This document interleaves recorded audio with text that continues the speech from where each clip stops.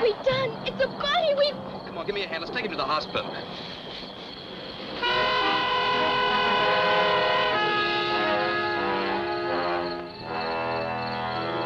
Dan, what is it? I don't know. Is it still alive?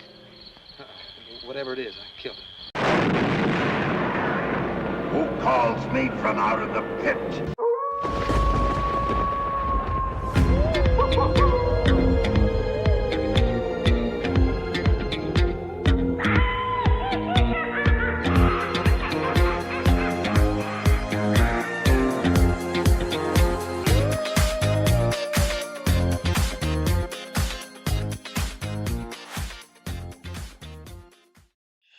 Welcome to another episode of The Return of the Son of the Show. I'm Paul. I'm Mark. And I'm Mike.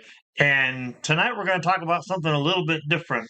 We managed to find on YouTube there was a 40-year-old episode of Son of Svengoolie from his 249th show. Correct. So we thought commercials and all, it would be fun to sit down and watch that and maybe talk about it.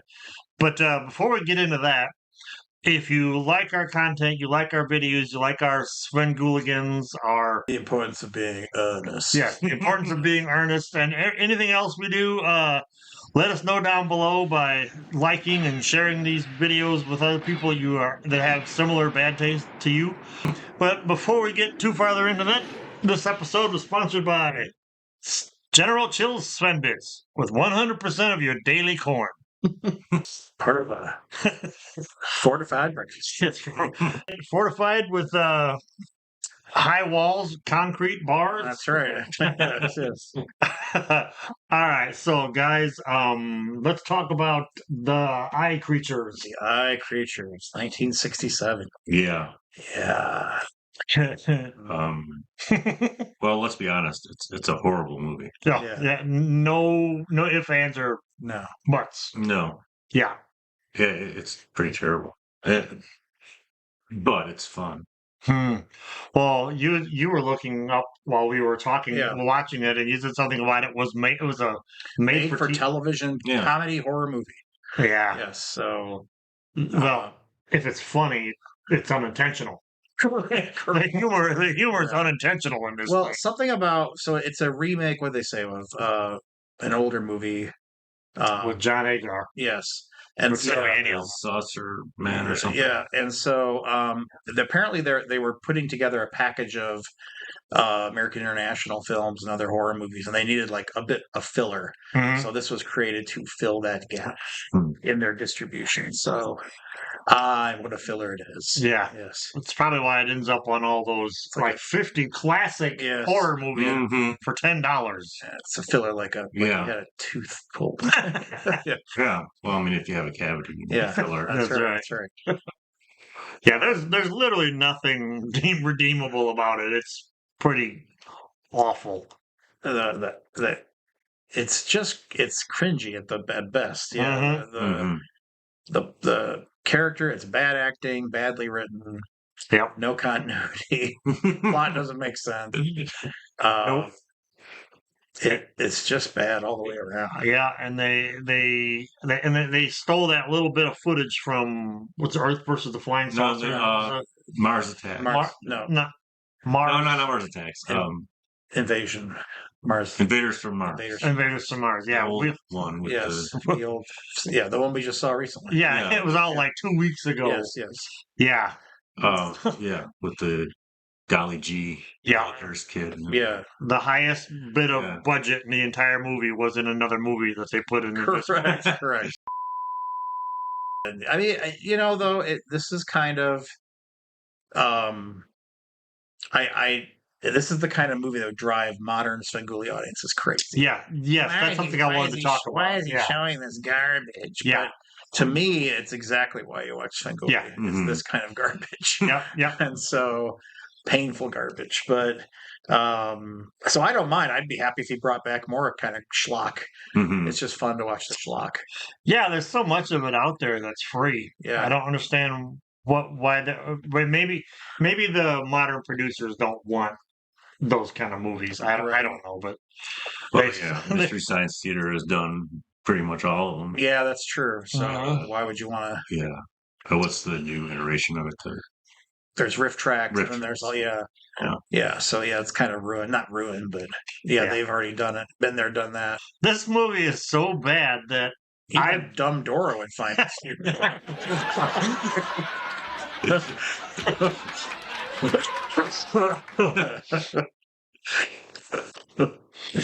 that was good. Anyway, it's so bad that like this is the first time, honestly, I've seen it from the All the way beginning to through, end. yeah. Because even when it was on Mystery Science Theater, I couldn't finish it. Yeah. It was not worth it for me. Yeah. And I'm kind of sorry I stuck around for the whole thing with these 30-year-old teenagers. Yeah. Which is always my favorite. Yeah. I mean, it kind of is cool. I mean, it could, it'd be interesting is that could you somehow have a talented group of people take this movie and make it into something good? No, Probably not. no, because then it would be called science. Yeah. And the creatures would die of water rather than light. They would just get a little bit wet. Yeah. Yeah. Yeah. Like how in Alien Nation, the salt water makes them melt, but yet somehow they were alien prostitutes. Correct. There'd be no sweat involved. Mm. Yeah. So yeah. They just panted a lot. like dog. It's just their nose. Yeah. Right. Their feet. They sweat out of their feet. I mean, it makes sense that creatures covered in eyes would not like light, but the fact that they explode and it sounds like a firecracker went off rather than an explosion. Yeah. Yeah. So, well, the thing that puzzles me is they don't really seem to have any eyes. Right. I mean, they look like they're just like made out of. They're kind of like the Michelin Man, but they're all like broccoli bulbous. People. Yeah, they're like a melted Michelin. Yeah. But I mean, other than the close-ups, you don't really see eyes. No. They could have came up with a better name. Well, and as Sven pointed out, you only see some of them in full costume. Some of them are wearing leotards and just the helmet or the head. So, just more. Yeah. Yeah. Well, the eye creatures, ladies and gentlemen. Yeah. What are you doing in my house? You're right. He does look like a spaceman. But it was cool seeing the old Sven. Yeah. Yeah. And the old Sven bits, right?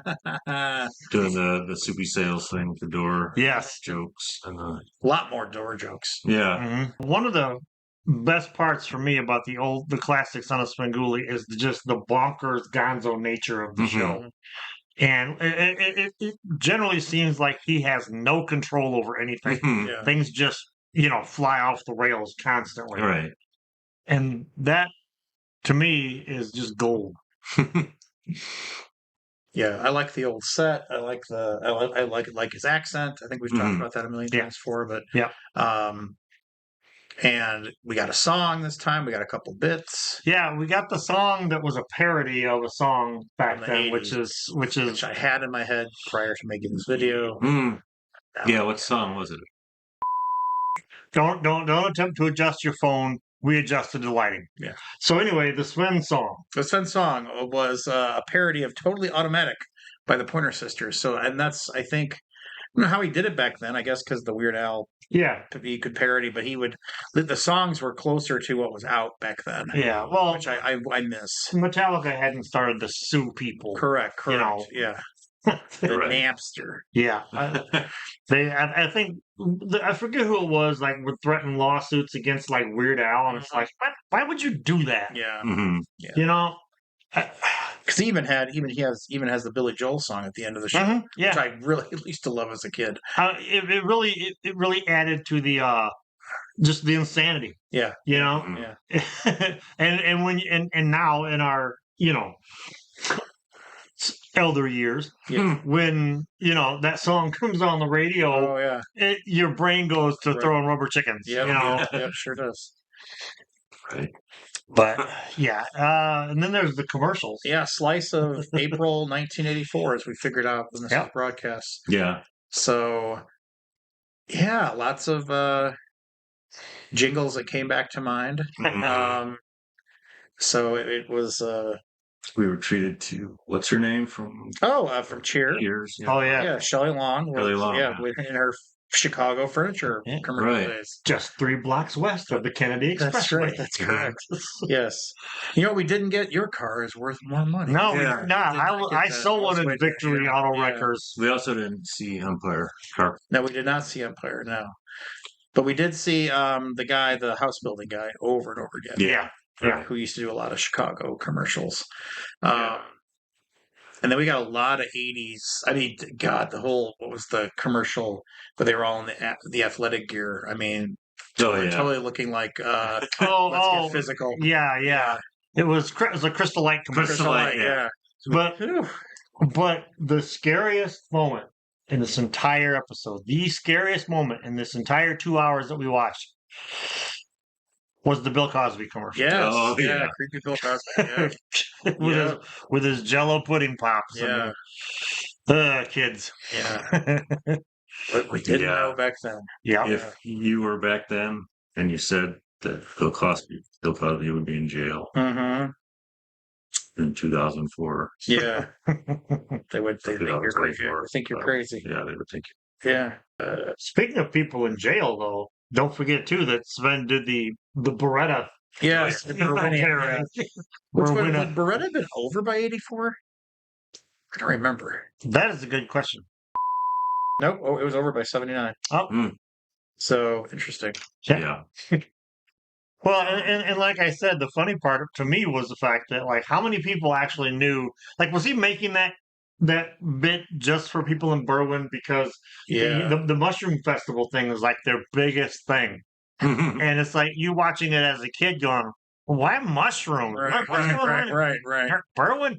And who thinks of like mushrooms in like northern Illinois? Well, you think Chicago, you think onions, not yeah. I thought the thing was the Berwyn Hoagie Festival or something. Oh, I don't know. That was. I knew there was mushrooms. I knew they were big into mushrooms. Okay. But maybe they put mushrooms on their hoagies. Maybe, yeah. Mushroom hoagie. They have, what were the other commercials? Fill it to the rim with brim. Oh, yeah. Yes. Right. Brim coffee. I was kind of bummed out as an adult because, you can't find brim anymore. No. I always wanted it because that commercial was so catchy. Yeah. Then there was all of the mounted under the counter kitchenware. Yeah, right. So it wasn't Mr. Coffee. Somebody discovered screws. Yes. And thought, hey, let's put everything up, clear off that counter. So you got this much counter space. Yes. Yeah. To put stuff on. Yes.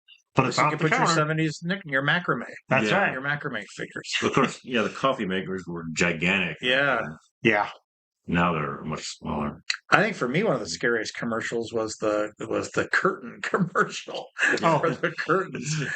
Yikes! Those were some horrifying curtains. And when they did the home builders, and he showed all the kitchens, except for the very last one was the all white like 80s kitchen. The very first would have been the first. Yeah. The 3 commercials before that, they were all the dark brown, all wood kitchens. But that very last commercial, his space age design factory had the white kitchen, which skyrocketed in the 80s. And that's what and that one with the appliances mounted under the counters wasn't it like the theme was all like space age? Yes. The space age. Yeah. Yes. They had those on Star Trek. Yeah. We got Church's Fried Chicken. Yeah. So is Church's still around? I don't know. See, and when I think Chicago, I think Brown's Chicken. Yeah, or Popeye. Because the Brown's Chicken murders, of course. Yeah. Which kind of killed Brown's Chicken. That probably hurt them. I'll tell you what, Michigan City had the best Brown's Chicken. I swear, Brown's Chicken was the best in the 70s. But yeah, for some people. Oh, I will. Yeah, not for the people that work there. Clearly, whatever Illinois city that was. Yes, right. There was a commercial for a tourism board commercial for Ontario, which that song. Oh my God, what it. It's Ontario. Yes. That's going to be in my head the rest of the night. Yeah, I remember that commercial. Yeah. Well, I mean, it came back. It was buried in our back of our minds for decades. Well, and as I'm watching it, they were showing things from Stratford, Ontario, which Mm. we've been to. Mm-hmm. And so it was interesting to see the Shakespearean actors in that, which I wouldn't have caught as a kid. Mm-hmm. But yeah, that song, man. I mean, why Ontario though? I don't know. It was big Montreal Expos. It was Yeah, pretty. I It was a guess. hopping area, I suppose. I don't Well, know. we all might be living there pretty soon. Oh, that's true. Yeah, we'll be like, where are you headed to? Ontario. Where are you headed to? You know, It's Ontario. Yeah, Ontario's nice. It's just Michigan with Imperial Crown street signs. Yeah, And it's so, definitely it's Michigan, but more spread out. yeah, Mm. Yeah. I could live in Stratford for sure. Ontario. Yeah, it'd be nice. I don't know what I'd do there, but maybe we could all retire in Ontario. We could make videos. But yeah, we just There make you videos go. in Ontario. Yeah. Yeah, and watch more old stuff. Yeah, we'll have another video for you. I'll boot next week. We could review Degrassi Junior High. Oh my! I used to watch this show all the time. You know how long that show ran? It ran I know. forever. It was like 25 generations of Degrassi. Mm-hmm. Well, they had, I know they went from Degrassi Junior High to Degrassi High. Correct. To Degrassi job to And then, Degrassi retirement. Right now, it's Degrassi nursing home. Yes, Degrassi nursing home. Oh, they're on drugs. What drugs, Viagra? Oh my god! And that one guy is still wearing his little fedora. Yeah, that fedora. Yeah. Oh, ugh. Yikes. Yeah. I don't know where to go from there. No, it was a nice bit of. It was fun to watch. Yeah. Yeah. Well, we always find like compilations of like Sven bits on, that people have collected. And those are fun because, like, shout out to Fuzzy TV Memories, which is the website that typically has. Yeah. I think at the Museum of Broadcast History has a lot of these videos now, especially all the Chicago ones. Yeah. But it's nice to see the whole thing. Mm-hmm. Yeah. All of it together. It gives you like a sense of how it used to be. And then when you watch it now, you're like, this ain't so bad. Yeah. And kids, new viewers definitely need to understand what this show is and always was. I don't know what you guys are expecting, right? But those of us who've been around a while, we know a little bit better. And granted, I mean, people say he repeats too much now, but back then it was a new show every week. So when he hit 250 shows, he still had already repeated movies by then. Yeah, because of the contracts that they had. Yeah. So I mean, it's always been that way. He's had to, and so that's the only way he got to 250 shows. Yeah. Right. And so, I mean, you're right, but it's the same cheesiness. I mean, now he's got way more special effect money and, and budget, and the set looks nicer. And so. Yeah, that's one thing I noticed. The set was cheaper looking. Yeah. Yeah, but it was cool, though. Yeah. And we liked it. Yeah. That's right. And that coffin. Man, that coffin was held together by duct tape. Yeah, it looks like it's always been in rough shape. I wish somebody would cash in on Sven and release those old episodes. That is a weird. You would think question the old why Weigel. I think it was Weigel. Weigel owned it. Weigel TV. Yeah, you would think now that he's super popular, go back and repackage. I wonder though.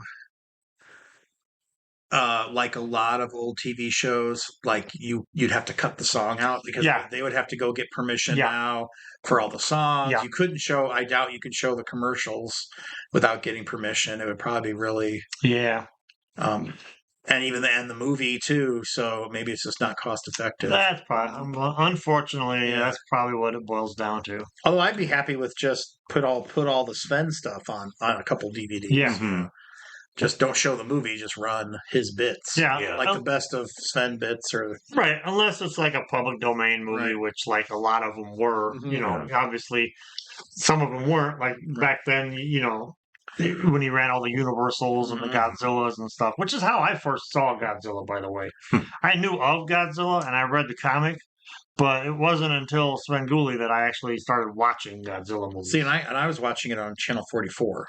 So like, because and it's interesting on this episode, Sven starts talking about running it. It runs in the afternoons, but now we'll be running it at 11:30 at night, the repeat, which is when I would watch it. Because during the day, I was watching Channel 44 for Godzilla movies and Kung Fu movies, and so that's And Godzilla, I ran into like Spectre-Man, Ultraman first before I got to Godzilla. They got me interested in Godzilla. Yeah, I was into all those, all the aforementioned and space giants. Yes. Yeah, I remember what some channel had. They showed Ultraman, Space Giants. It was Channel 44. Johnny Sato. Yeah, every day after school. Yep, it was Channel 44. And then another show would have Ape Week.